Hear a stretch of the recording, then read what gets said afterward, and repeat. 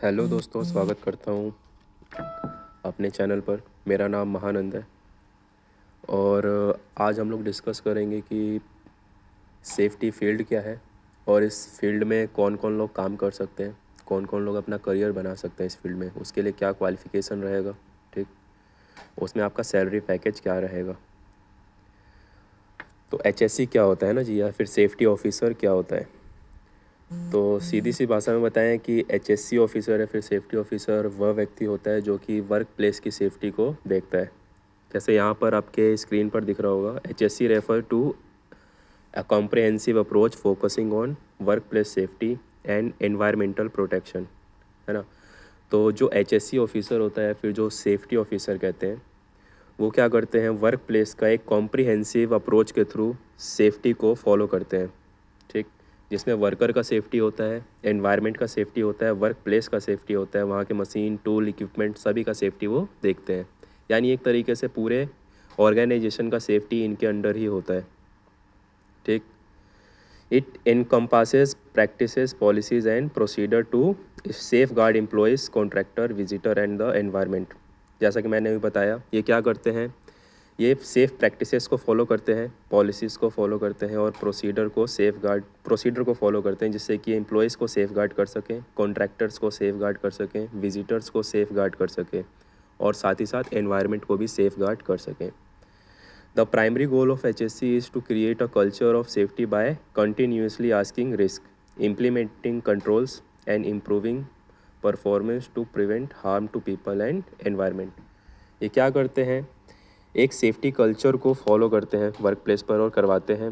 ठीक, ये रिस्क का असेसमेंट करते हैं, यानी रिस्क का पहचान करते हैं कि वर्क प्लेस पर किस किस तरीके का ख़तरा मौजूद है और उससे हम किस तरीके से बच सकते हैं, फिर उसका क्या कंट्रोल मेज़र ले सकते हैं या फिर उसको किस तरीके से इम्प्रूव करें कि वर्कर्स को, पीपल्स को या फिर एनवायरनमेंट को हार्म ना पहुँचे।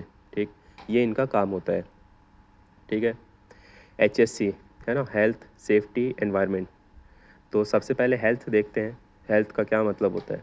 तो health, ensuring the well being of individual by preventing occupational illness and injuries.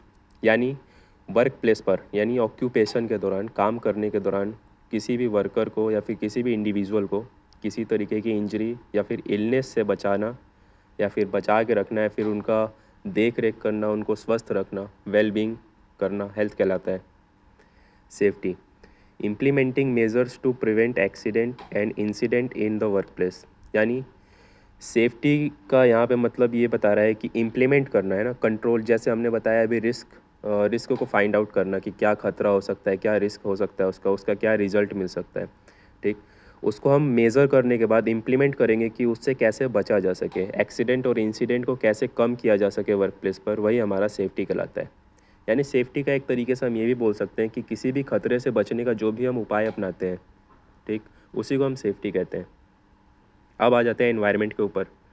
Environment है ना, protecting the environment by minimising the impact of operation on the surroundings, complying with regulations and promoting sustainability.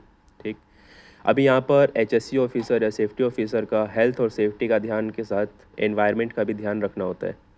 इसमें वो क्या करते हैं, work place पर जितनी भी जगह पर गंदगी फैली रहती है या फिर कोई भी चीज़ें ऐसे जो कि गंदगी फैला सकती है, ठीक, या जिससे एनवायरनमेंट को नुकसान होगा या फिर वर्कर्स को नुकसान हो सकता है।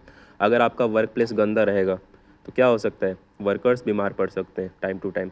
तो उसमें एनवायरनमेंट को भी यहाँ पे इनको देखना होता है और सेफगार्ड करना होता है। जैसे कोई कहीं भी थूके ना, टॉयलेट करने की जगह है वहाँ वहाँ साफ़ सफाई होनी चाहिए, उसका कंसिडर करना होता है इसमें एनवायरनमेंट को। या फिर जो भी हज़ार्डियस केमिकल वगैरह होते हैं वो ओपनली कहीं पर ना फेंक दिया जाए। ठीक, तो इस तरीके से सभी चीज़ों को कंपनी के अंदर, एक ऑर्गेनाइजेशन के अंदर एनवायरनमेंट को सेफगार्ड किया जाता है, एनवायरनमेंट को प्रोटेक्ट किया जाता है। तो यही होता है सेफ्टी ऑफिसर का एक काम या फिर एचएससी ऑफिसर का काम वर्क प्लेस के अंदर। ठीक, जैसे यहाँ पर अभी आगे बताया जा रहा है कि इफेक्टिव एचएससी मैनेजमेंट इन्वॉल्व्स, है ना। एचएससी मैनेजमेंट क्या इन्वॉल्व कर सकता है या फिर क्या उसकी खासियत है। Identify potential hazards and developing best practices to mitigate them. यानी सबसे पहले क्या काम है, आइडेंटिफाई हैज़ार्ड्स को पहचानना, फिर उसके बाद जो भी उसका बेस्ट प्रैक्टिसेस होता है कि इसको कम किया जा सके, कैसे कम किया जा सकते, उसका डेवलपमेंट करना, यानी उसका जो भी कंट्रोल मेज़र लेना वो यहाँ पे, जिससे कि वो मिटिगेट कर सके हैज़ार्ड्स को। उसके बाद training employees and contractor on HSC procedure and protocols. अब इसमें ये भी होता है कि जो भी वर्कर्स या फिर कॉन्ट्रैक्टर के जो वर्कर्स होते हैं, एम्प्लॉयज़ होते हैं, उनको क्या करना है, ट्रेनिंग देते रहना है टाइम टू टाइम। ठीक, उनको बताना है कि क्या क्या यहाँ पे प्रोसीजर चल रहा है, उनको इंडक्शन ट्रेनिंग्स देनी है सेफ्टी के बारे में, रिगार्ड्स के बारे में, सभी चीज़ों के बारे में, पॉलिसीज़ के बारे में बताना है उनको कि किस कंपनी का क्या पॉलिसी है, इस पॉलिसी के तहत आप किस तरीके से सेफ़ रख सकते हैं खुद को, अपने आसपास के एनवायरनमेंट को और इस वर्क प्लेस को। अगला आता है continuously monitoring and accessing risk and performance. अभी इसके बाद अगला काम रहेगा कंटिन्यूसली मॉनिटरिंग करना, यानी देख रेख करना वर्क प्लेस का, वर्कर्स का और एनवायरनमेंट का, और जो भी रिस्क या खतरा उत्पन्न होता है उसको हम कंट्रोल करेंगे। अगला implementing corrective actions and improving process. ठीक उसी तरीके से जैसे हमने हज़ार्ड्स को फाइंड आउट किया और उसका कंट्रोल मेज़र लिया, उसी तरीके से काम करने के दौरान जो एक्शंस होते हैं वर्कर्स के, अगर वो गलत हैं तो उसको इम्प्लीमेंट करना, उसमें सुधार करना। ठीक, ये भी एक सेफ्टी ऑफिसर का काम है। Ensuring compliance with relevant law regulation and industry standards. अभी क्या होता है, हर कंपनी का अपना एक एचएससी पॉलिसी रहेगा। ठीक, उसके अंदर अलग अलग नियम रहेंगे। कुछ नियम रहेंगे कंपनी एक्ट 1948 के तहत, कुछ रहेंगे स्टेट के नियम, है ना, स्टेट एचएससी पॉलिसी के तहत। तो इन सभी को लेकर के चलना है। ठीक, इन सभी के थ्रू जो भी पॉइंट्स मेज़र किए गए हैं, कंसाइडर किए गए हैं, उसको हम लोगों को फॉलो करना है कंपनी के अंदर। जैसे टीबीटी सीट फॉलो करना है, सेफ्टी बोर्ड मेंटेन करना है तो वो करना पड़ेगा आपको, और उसके बाद इंडक्शन ट्रेनिंग वर्कर्स को देना ज़रूरी है तो वो आप देंगे टाइम टू टाइम। तो ये सारे जो भी कंप्लायंस के डॉक्यूमेंट रहेंगे ये आपको प्रैक्टिकल के थ्रू, थियोरिटिकल भी लेके चलना पड़ेगा इंडस्ट्री के अंदर। अब आ जाते हैं by adopting HSC principle organisation can. ठीक, अभी एचएससी प्रिंसिपल्स क्या होते हैं ऑर्गेनाइजेशन का अडॉप्ट करने का, मतलब क्यों ज़रूरी है एचएससी, इसके पॉइंट्स क्यों ज़रूरी है, क्यों कोई ऑर्गेनाइजेशन इसको अडॉप्ट करेगा। तो सबसे पहला पॉइंट है reduced work place accident and incident. ठीक, तो वर्क प्लेस पर होने वाले इंसिडेंट और एक्सीडेंट को कम करने के लिए, जैसे वर्कर्स किसी वर्क प्लेस पर काम कर रहे हैं तो काम करते करते क्या होता है कि किसी को इंजरी हो जाती है, चोट लग जाता है या फिर कोई एक्सीडेंट हो जाता है, तो उसको कम करने के लिए हम यहाँ पे एचएससी प्रिंसिपल्स को अडॉप्ट करते हैं। अगला है minimise environmental harm and pollution, और एनवायरनमेंट की देख रेख करना, एनवायरनमेंट को सेफ़ रखना है ना जी। एनवायरनमेंट में जो भी तरीके का डस्ट, केमिकल्स या फिर जो भी हैज़ार्ड्स फैलते हैं जिससे कि किसी को नुकसान पहुंच सकता है, किसी को चोट पहुंच सकता है, हार्म हो सकता है, हाँ, एनवायरनमेंट के साथ साथ मनुष्यों को, तो उसको कम करना। Improve employ morale and productivity. अब यहाँ पर सबसे मेन पॉइंट आता है सेफ्टी का, improve morale and employ morale and productivity. अभी कोई कंपनी है, उसमें बहुत सारे वर्कर काम कर रहे हैं, अपना काम करके आ रहे हैं और जा रहे हैं, लेकिन जिस तरीके से वर्कर सेफली घर से आ रहे हैं आपकी कंपनी में और काम कर रहे हैं, तो आपको ये सुनिश्चित करना रहेगा कि वो यहाँ से भी सेफली काम करके अपने घर को जाएं। अगर इस चीज़ की व्यवस्था आपने सूटेबल तरीके से अपने कंपनी में कर रखी है तो इससे वर्कर्स का मोराल बढ़ेगा कि कंपनी मेरे बारे में सोच रही है, मेरी सेफ्टी के बारे में सोच रही है ना। और इससे आपका एम्प्लॉयज़ का मोराल के साथ साथ कंपनी का प्रोडक्टिविटी भी बढ़ेगा, वर्कर्स खुद मन लगा के काम करेंगे, है ना। अगला पॉइंट है इन्हेंस रेपुटेशन एंड क्रेडिबिलिटी।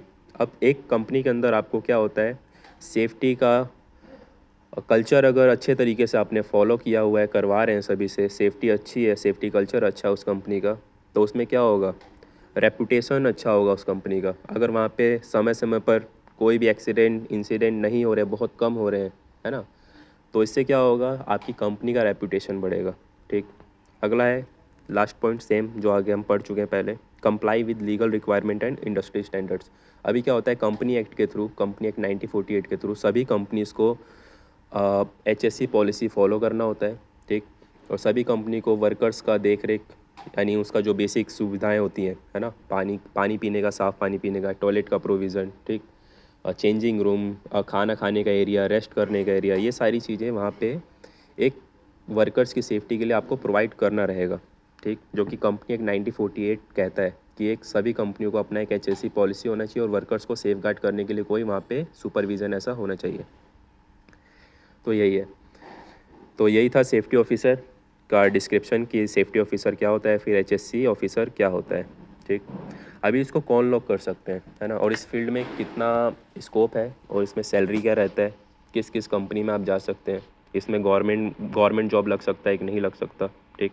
तो इसके बारे में बताना चाहूँगा मैं कि हेल्थ एंड सेफ्टी को आप कोई भी जो आर्ट्स बैकग्राउंड से हो, कॉमर्स बैकग्राउंड से हो या फिर साइंस बैकग्राउंड से हो, ठीक, तीनों बैकग्राउंड से लोग इस फील्ड को चूज़ कर सकते हैं और अपना करियर इसमें बना सकते हैं, ठीक।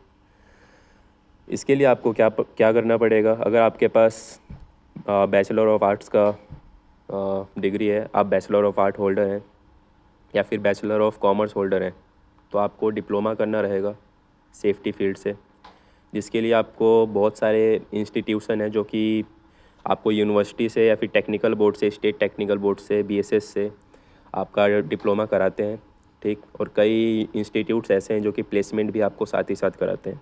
तो इसके लिए आप ऑनलाइन जाएंगे, वेबसाइट पर आप काफ़ी सर्च करेंगे तो आपको मिल जाएगा ईज़िली, जो आपको सूटेबल लगे आप वहाँ से कर सकते हैं। उसके बाद इस फील्ड में आगे क्या स्कोप है, तो आगे इस फील्ड में बहुत सारा स्कोप है। जैसे कि इस फील्ड में आप इंडिया में काम नहीं करना चाहते, इंडिया में अगर आपको कम सैलरी लगती है तो आप बाहर जा सकते हैं, गल्फ़ कंट्री अब्रॉड जा सकते हो, वहाँ पे भी आप यहाँ पे काम कर सकते हैं एज अ सेफ्टी ऑफिसर, जहाँ पे आपका स्टार्टिंग सैलरी रहता है 80,000 इन इंडियन रुपीज़, ठीक।